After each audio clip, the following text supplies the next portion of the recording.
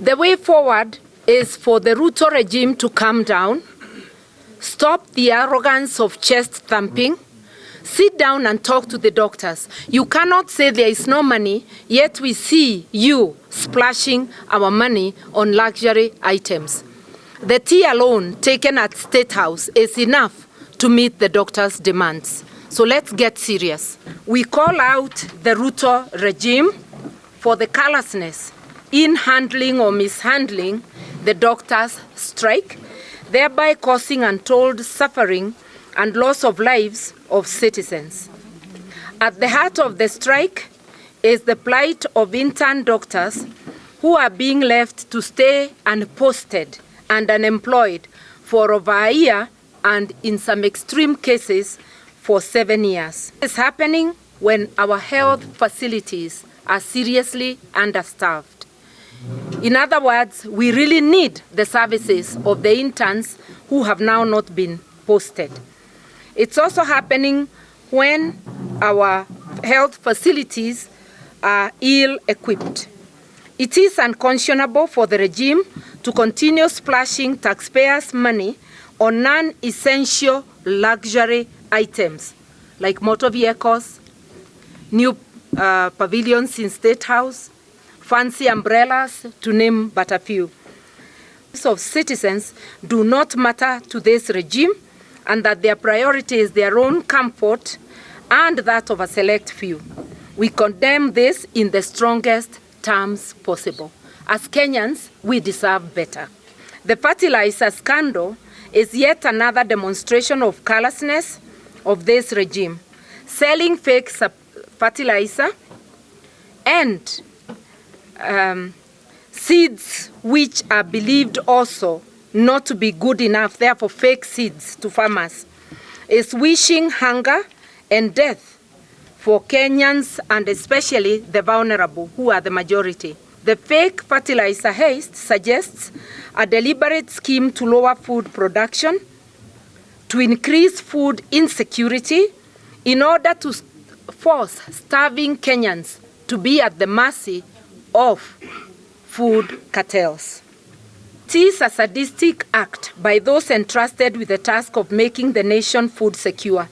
This shows that this regime does not care about its citizens, and its aim is to send Kenya to its deathbed, as food security ought to be at the heart and as a priority for any government.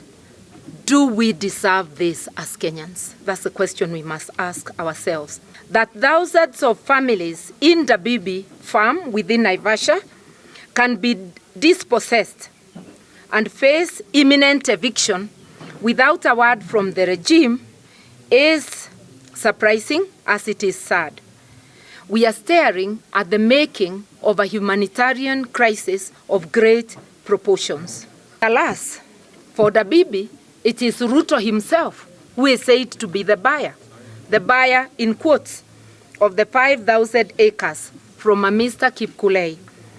The curious questions that beg for answers are, when did Ruto acquire this land? How much did he pay? What was his source of money? Because hatujui kama ako na shamba ya pesa. We just want to know that he was a bona fide purchaser. So what was his source of money? Did his due diligence inform him that there were over 40,000 families living on the farm? Because that is something that is known to any member of the public. Any special reason that Dr. Ruto's ownership has only been revealed when he captured state power? Why not before? And now that he has state power, could he consider removing the GSU from the Dabibi while ownership issues are sorted out? Otherwise, it appears that there is high-handedness when the man sitting at the helm of the state is unleashing GSU on hapless citizens who are also waiving title deeds. He tells us he has title, but so do the people living in the Dabibi. How will it be arbitrated when he is using state power to drive these people away and to make them fear. The Dabibi issue, we are hot on the heels because these are Kenyans, these are Nakuru people that are being displaced. So we really welcome Her Excellency to take over the matter so that we arbitrate on that issue. About the cost of living, people are on their knees. That is the truth. And as Nakuru people, we are very, very unhappy. And we are calling out on this regime that we are not going to allow that one to happen. As has been well and ably articulated, we have the power to recall. We even don't think that the 5 years will come to an end. We really want to recall this government because it has oppressed the common mananchi. We are on the way in readiness for 2027 because in Kenya, we are not ready to play a second fiddle.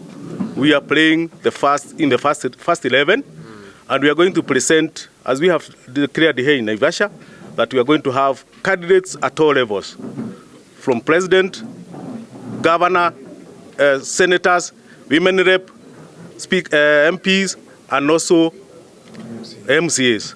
So be ready for us, other counties.